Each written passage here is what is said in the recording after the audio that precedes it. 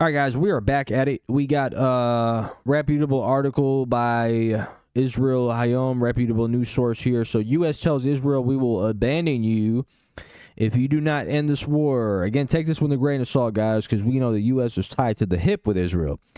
The Trump administration has issued a stark ultimatum to Israel, threatening to withdraw crucial support if Prime Minister Benjamin Netanyahu fails to end the Gaza conflict, according to a confidential source speaking to the Washington Post. So Netanyahu, guys, was for the past 6 weeks, that animal was preventing aid from reaching the Gaza Strip, and yesterday he gave in. Right, he gave in. They wanted to have a meeting. All his cabinet members, all those clowns, were crying like, no, don't do it. Don't feed the hungry Palestinians.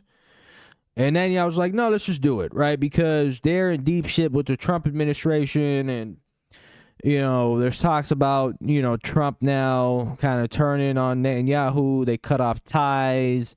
And that Netanyahu was trying to manipulate him. And whole bunch of BS that went down the past few weeks. None of Trump's people are visiting Israel. Regardless of what people said, like the Biden administration would visit Israel, like Lloyd Austin was there every other week, right? So J.D. Vance, the other dude, Hexeth, none of them are visiting Israel, right? Because the reality of it is, they understand that Israel's trying to drag America into a war in the Middle East, and that's not beneficial right now because there are bigger fish to fry, such as China, such as Russia. Putin's not listening to anyone, right? Putin's just waiting until the U.S.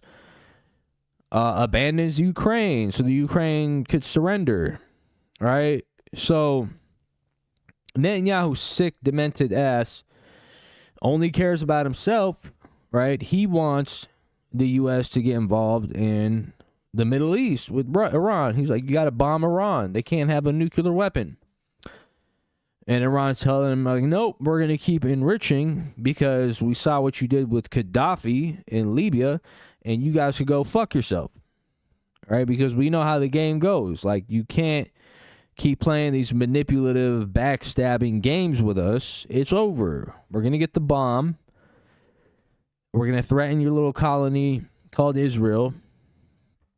And we're going to threaten all your Gulf Arab countries, all your allies, all the oil that's coming to your country. Pure and utter destruction awaits if the U.S. attacks Iran. Okay? Utter destruction and economic collapse. Facts. Right? Those are the facts.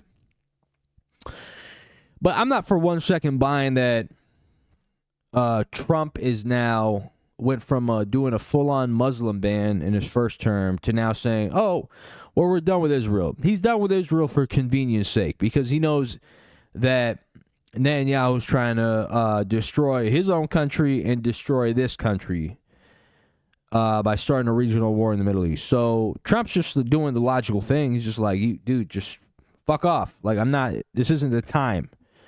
You know, we got China. We got all these other problems. And only Netanyahu and Mark Levin are the only two people that are like, no, let's just go to war with Iran. Everyone else is like, dude, are you?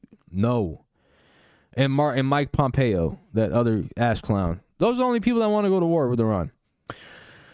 So the article says, let's see, Netanyahu referenced conversations with Israel's closest friend in the world, including unnamed American politicians he describes as unwavering supporters of Israel. For decades, these allies reportedly promised to provide weapons and defend Israel at the UN Security Council, but warned they cannot handle pictures of mass starvation, right? In the video statement released on social media platforms, Netanyahu declared that Israel, we cannot reach a point of starvation for practical and diplomatic reasons. Oh, practical and diplomatic reasons. So not for, the sheer and disgusting and just deplorable and horrific images coming out of Gaza. And not for being a human, right? But because for diplomatic reasons, we have to feed these filthy Palestinian kids. That's pretty much what Netanyahu's saying. Again, guys, this is all happening. We don't know the backstory. They claim that there's this rift between Netanyahu and Trump because Netanyahu was essentially using Waltz to spy on Trump. And that's why he got booted out of the Trump administration. Now Netanyahu doesn't really have anyone in the Trump administration, I guess, that is working on his side. So now he's in panic mode. Let's do a ceasefire. Let's feed the Palestinians. Let's do the Witkoff ceasefire now. There was talks about that he wants to do the Witkoff ceasefire. So anyways, man, I think that, if Trump ends up getting targeted or, you start seeing some crazy shit happen domestically here in the States, we know who's behind that. Let's just be all the way before we see a false flag event happen, guys, because we know that they're kings and queens of false flag events.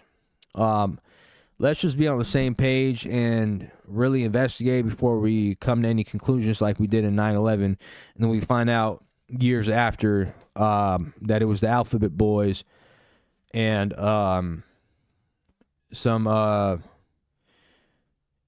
bankers that had insurance policies on the buildings that really benefited from that. And obviously our greatest ally in the Middle East.